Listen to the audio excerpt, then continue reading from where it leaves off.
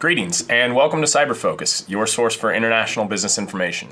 My name is Jimmy Betcher and our guest today is James Kofi Annan.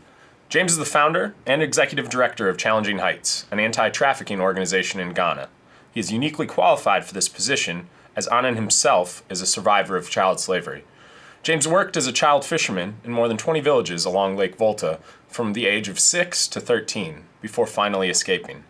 Initially funded from his personal earnings, James founded one of the largest anti-trafficking organizations in West Africa and now educates, rescues, rehabilitates, and advocates for child slaves, as well as those at risk of being trafficked. James is here at the Kelley School to participate in Globase, an MBA consulting program involving global businesses and social enterprises. James, welcome. Thank you. First off, could you tell us a little bit more about Challenging Heights? What were your motivations in founding the organization and kind of broadly speaking, what are the goals that you hope to accomplish? Yeah, thank you. Challenging Heights, as you have rightly said, was founded by me out of my need to give back to society what I believe society has given me. As you said, I am myself a survivor of trafficking. And after escaping and getting good education, I believe that there were so many children who were not able, who were in the same circumstance as me, but who were not able to escape. And that they were not even able to go to school. And that my privileged position of having gotten education is something that was necessary for me to give back to those children. That's why I founded Challenging Heights. Now, after I got my education, I had a job with the bank, Barclays Bank, and I believe that if I had not gotten that education and if I had not gotten that job, my earnings would be far, far, far less than what I was earning, and therefore I believe the excess of that earning was supposed to go to those children, and that's why in 2003 I founded Challenging Heights.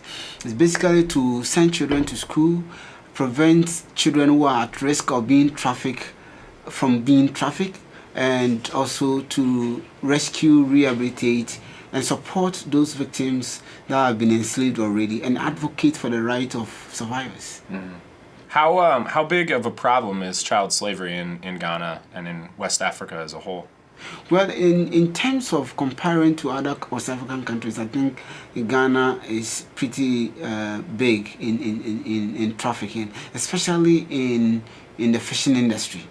You know, we have this large lake called Lake Volta, which was created in the early 1960s. And this lake is a big business for fishing men and women who have taken advantage of the booming industry to enslave children. And in their quest to minimize costs and to improve upon their profit, they rather use children who will not demand for higher wages and for them not to demand for other benefits. They enslave those children in order for them to minimize their own costs and maximize their profit.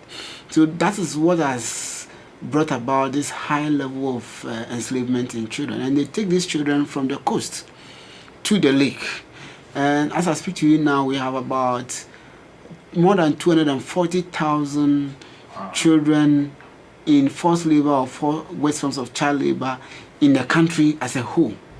But we don't have a specific figure on the enslavement of children on the lake. But if a country of 24 million population with 6.3 million child population has 240,000 of its children being enslaved, then you're talking about high percentage, high proportion of children who are being enslaved. And that is enough to say that the problem is big.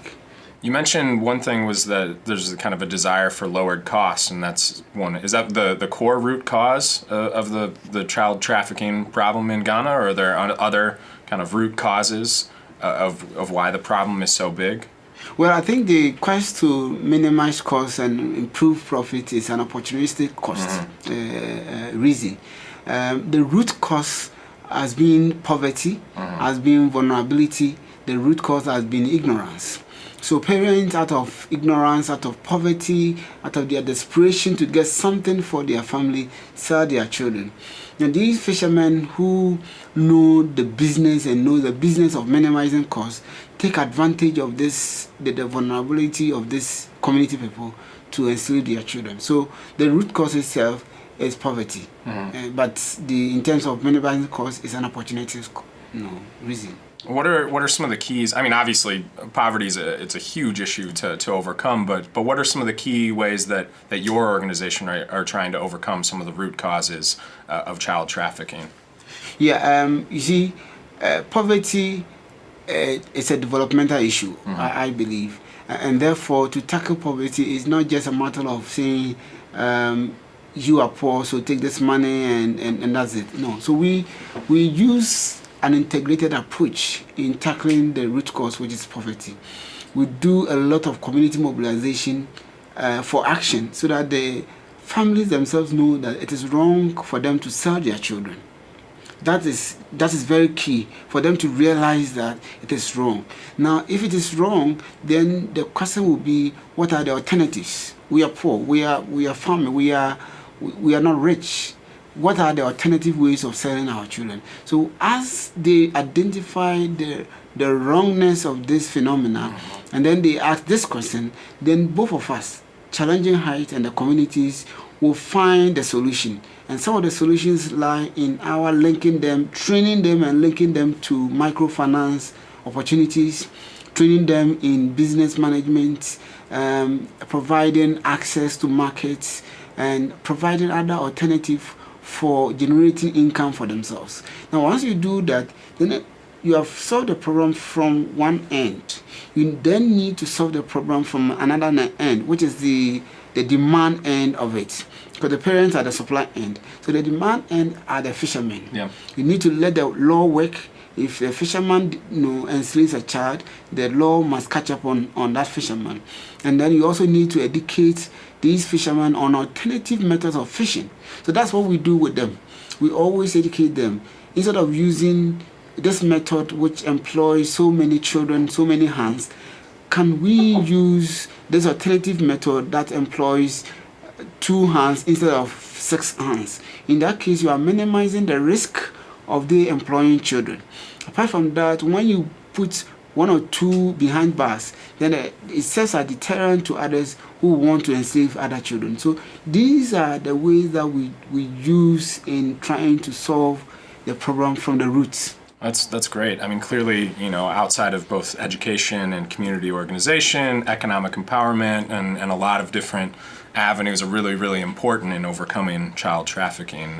What are some of the successes that you've seen in the years that you've been operating Challenging Heights so far? Well, let me quickly touch on the issue of education. I'm glad that you brought it up.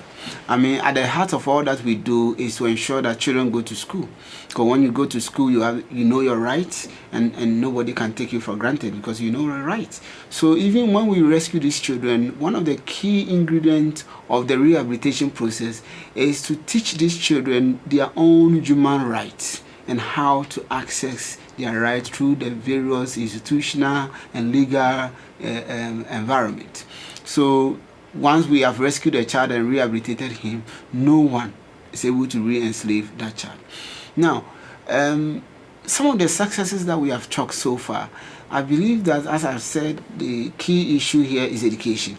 So far, since 2003, we have been able to support at least 7,000 children since 2007. The figures I have is around 10,000, but I'm just being very charitable here. And apart from that, we recently commissioned, or finished building a multi-purpose rehabilitation center, which is supposed to be the biggest center in West Africa for rehabilitating victims of trafficking. We have our own school, Challenging High School, which is home to over 500 children between the ages of 5 and 17. Apart from that, we were the organization that first tested the law against human trafficking locally. So if you read the literature in Ghana, you realize that challenging height led in the first prosecution of an offender under the Human Trafficking Act, because we believe that the law must work. And following that has been a lot of prosecutions and convictions. So we set the pace in that direction. It will interest you to know that our current programs manager is a beneficiary of our project. So one of the key achievements that we have seen has been to ensure that our program is sustainable.